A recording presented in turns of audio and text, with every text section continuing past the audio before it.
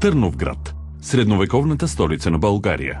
Това е едно от най-светите места и едно от най-достолепните свидетелства на стародавната сила и могъщество на нацията. Няма турист, който да е останал безучастен към гордия и респектиращ дух, излъчващ от всеки камък тук и всяко стръкче трева. Първите следи за живот са открити по хълма Трапезица и датират от 3-то хилядолетие преди новата ера, а останките на хълма Царевец са от 13 век преди новата ера. През 1187 година братята боляри Асен и Петър въстават за национално-освободителна борба и отхвърлят византийската власт. Тогава провъзгласяват Търново за столица на България. Градът се превръща във важен политически, икономически и културен център в Европа. Днес хълмът Царевец е обявен за архитектурен резерват. Тук са съхранени и реставрирани голяма част от крепостните стени, входната порта, кули, дворцови и патриаршески комплекси от времето на Второто българско царство. Всички жилищни сгради, които били построени около общо 20 църкви, са оформени подобно днешните квартали, с всичко необходимо наоколо. Целият град е ограден от масивни каменни стени, дълги около 2 км, които го защитавали от всякъде. Тази крепост имала основен вход, през който трудно можело да влезе неканен посетител. Днес в района на средновековната българска столица има 12 действащи манастира, които привличат много посетители. Църквите са изрисувани с невероятна любов и майсторство, тъй като тук се създава и разраства Великотърновската живописна школа. Арбанаси съществува още по времето на Второто българско царство. Най-старата от 7-те църкви в Арбанаси е Свето Рождество Христово. Изградена върху по-стар храм, тя е обявена за паметник на културата още през 1927 година, а сега е музей. Тук изключително впечатляващи са стенописите. Целите стени са покрити с художествена украса, старозаветни и евангелски сцени, ктиторски портрети, растителни орнаменти. И без да имаме религиозни пристрастия, обязателно ще почувстваме величието на българския дух и стародавната му култура.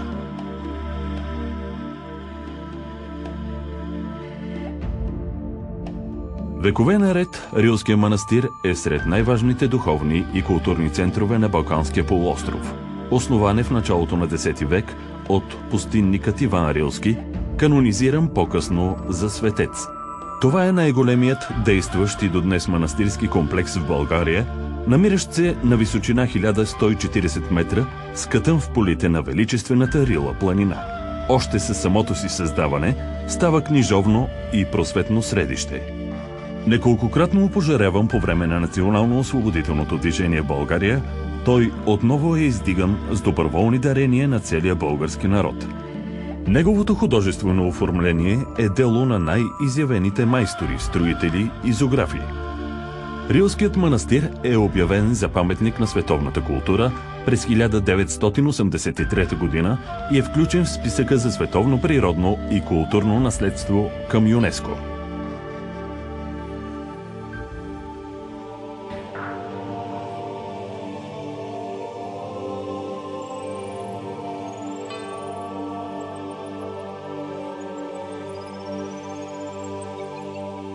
На 20 км южно от град Русе се намират скални църкви, параклиси и килии, които са паметници на културата под егидата на ЮНЕСКО. Ивановските скални църкви с добре съхранените си фрески са знак за високия стил на православната живопис през 14 век. Главната църква Света Богородица е изписана с специалната протекция и помощ на българските царе. Живописта е съхранила характерния за източно-християнското изкуство дух и мистицизъм от живота на Христос и неговият предшественик Йоан Кръстител. Достигналата до наши дни живопис се отличава с много голяма изразителност и драматично предаване на страданията на Христос. Всички лица в многофигурните сцени се движат, жестикулират и предават напрегнатата атмосфера на трагична обремененост. През далечният 14 век тук са живели монаси и сихасти и средновековни аскети. Много вярващи са идвали на поклонение, а царе и боляри са изпращали каменоделци да издълбават в скалите нови църкви, а художниците да изписват светите образи.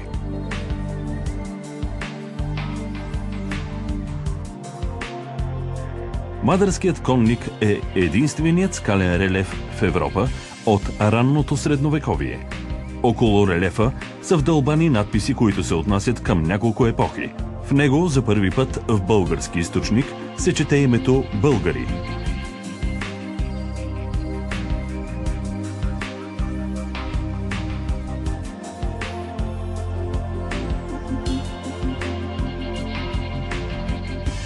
Боженци е едно от непокътнатите селища в България от времето на Възраждането. Първите писмени сведения за селото са от 1750 година, когато около заселилото се семейство се събирали синове, внуци, роднини. Построените къщи създали така наречените колибарски селища в Балкана и всяко носело името на първия си заселник. Така се появило и Боженци.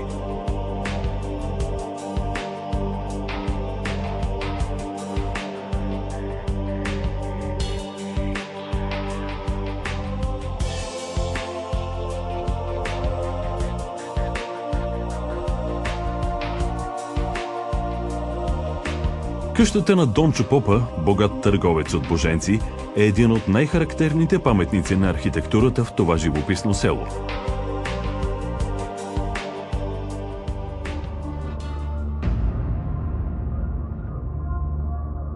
Еньов ден е празник, който бележи лятното слънцестоене. В народното предание точно на този ден, 24 юни, слънцето започва бавно да умира и годината да клони към зимата. Поверието разказва, че който види сутрин рано окъпалото се в жива вода изгряващо слънце, ще бъде здрав през цялата година. В нощта срещу празника, тревите и билките придобиват най-голяма лечебна сила, която изчезва след като слънцето изгрее. На този ден всички наблюдават сянката си. Ако тя се окаже без глава или наполовина, това веща е болест. Много от хората, почитащи празника, вярват и в лечебната сила на еньовската роса.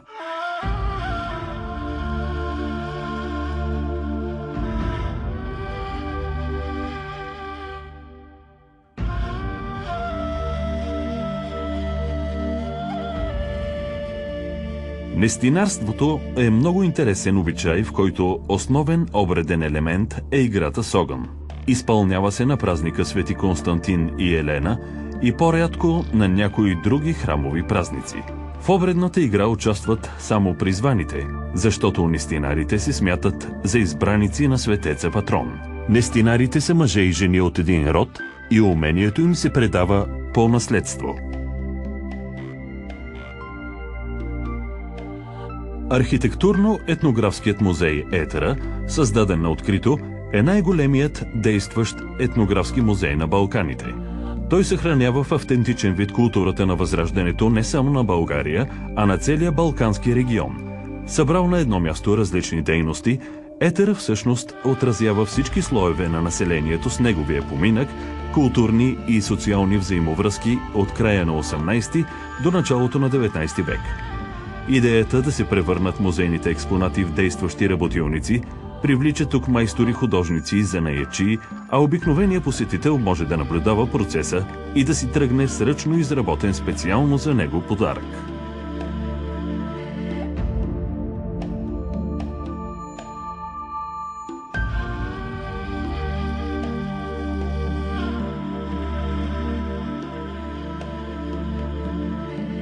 Най-дълбоки корени в българския бит имат домашните занаяти, обработка на текстилни материали и кожи и производство на различни продукти от тях – шиене, плетене, тъкане. Мъжката работа се свързва с гранчарството, ножарството, производството на различни предмети за бита или музикални инструменти, типични за българската култура, като кавала, например, дървен духов инструмент.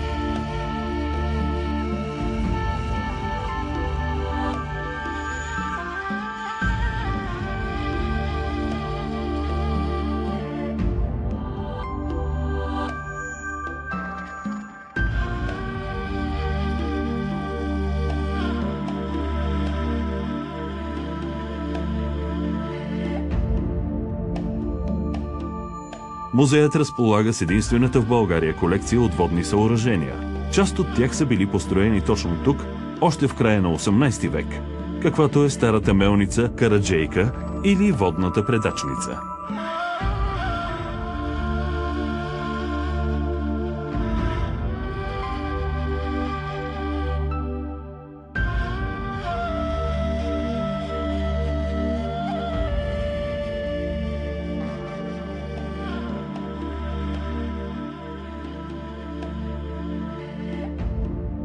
Цялата прелест на етера ще се разкрие пред вас, ако дойдете тук, когато се оживяват празниците по народния календар – Цветница и Еньовден. Ще научите много за целебните цветя и билки по нашите земи, ще се срещнете с известни народни лечители, които знаят многовечните им тайни и ще отнесете част от тяхното вълшебство.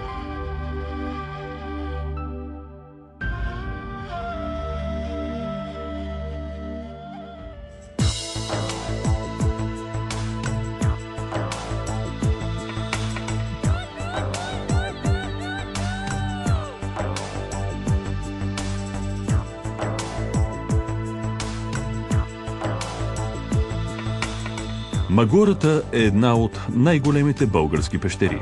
Общата й дължина е около 3000 метра с разклоненията, от които 1400 метра са благоустроени. Намира се в подножието на Рабишката могила, на 17 км от Белоградчик.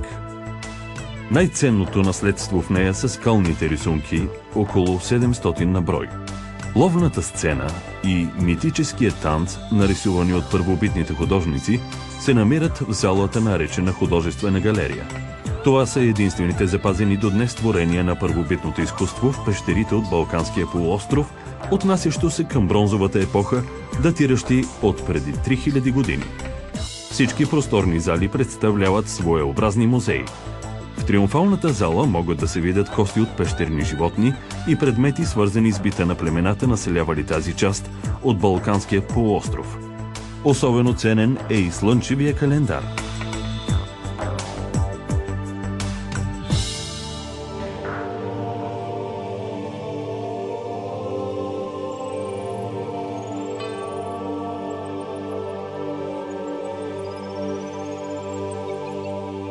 Тракийската гробница край Казанлък е построена и изписана в края на 4 век преди новата ера и е принадлежала на местен владетел. В два фигурални фриза, украсяващи централното помещение, са представени царско огощение и надбягване с колесници. Прекрасните стенописи са в най-добрия стил на елинистическата живопис. Царят с елегантен жест поема ръката на жена си, а с другата ръка вдига сребърна чаша. Роби и рубини поднасят още блюда, вино и задгробни дарове. В края на процесията е и колесницата на владетеля, която трябва да бъде заровена с него. Казанлъшката гробница представлявала истински шедьовър на тракийската архитектура и живопис. Тя е най-старата и единствена с запазени стенописи в Европа. Пловдив е културната столица на България. Един от най-старите центрове на европейската цивилизация, по-стар от Рим и Атина и съвременник на Троя и Микена. Античният театър от началото на II век при император Траян е един от най-добре запазените в света. Днес той е с капацитет 5000 зрители и е напълно адаптиран към съвременния културен живот на града. В старинния Пловдив най-многобройни са архитектурните паметници на Възраждането. Тук се издигат домовете на фамилии, известни с активна стопанска и културна дейност, далеч извън пределите на Османската империя. Всички къщи са превърнати в музеи, а в някои от тях продължават да живеят гордите от предците им наследници. По-известни са Хиндлияновата, Балабановата, Неткович, Ламартин, къщата музей на големия български художник Златю Бояджиев. Сградите с несиметричен план, открит чердак, с ярък стенопис в декоративните ниши, наречени алафранги. Таваните в къщите имат богато разнообразие на пластични решения.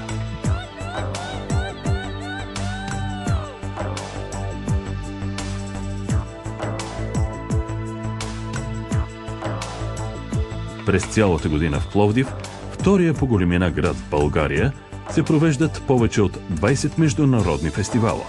Оперен, театрален, джаз и етно, филмов и телевизионен, на камерната музика, фотографски и живописни изложби.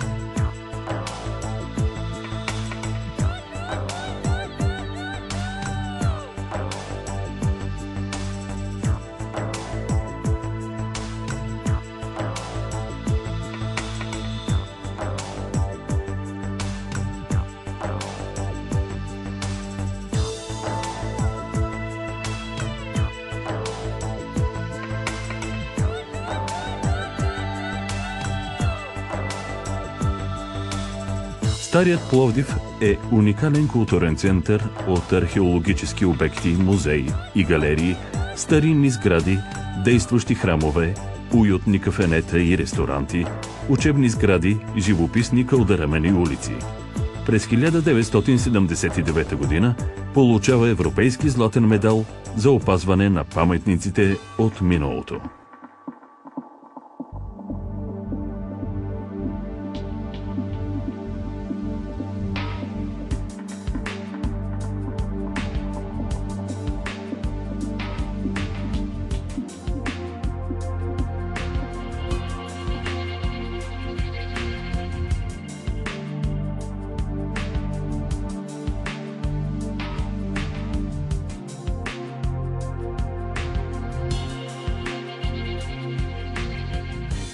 Старият град Несебър е разположен на малък полуостров в Черно море и чрез тесен провлак се свързва с сушата.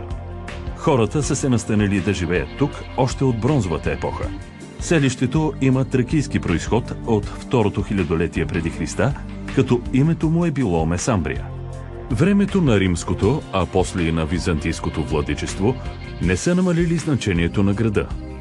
Изгледът на Несебър се променя значително след установяването на християнството като официална религия през IV век. Несебър пада под турска власт през 1453 година. Търговията и риболовът останали главни занаяти.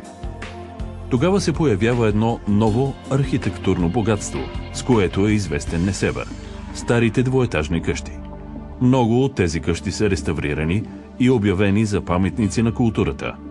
Реставрирана е и старата крепостна стена и портата, през която се е влизало. Тя е част от най-старата крепост. Градът е обявен за град-музей.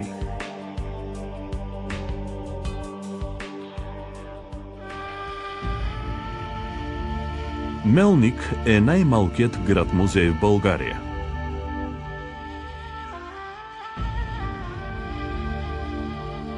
Църквата Свети Антоний е построена през 17 век.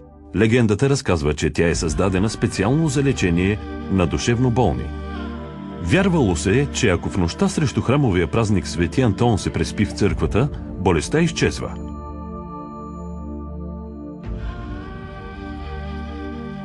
Мелник води началото си от траките. След тях римляните, по-късно славяните, издигнали града до голям религиозен, културен и административен център. В края на 6 век славяните го нарекли Мелник. Останките от някогашното величие са достатъчни, за да се потопи човек в атмосферата на отминали векове. Усета на българина личи в старите къщи с природосъобразна архитектура, с размерите, богатството, винарските изби, с усета за практичност и красота. По-известна е Кордополовата къща.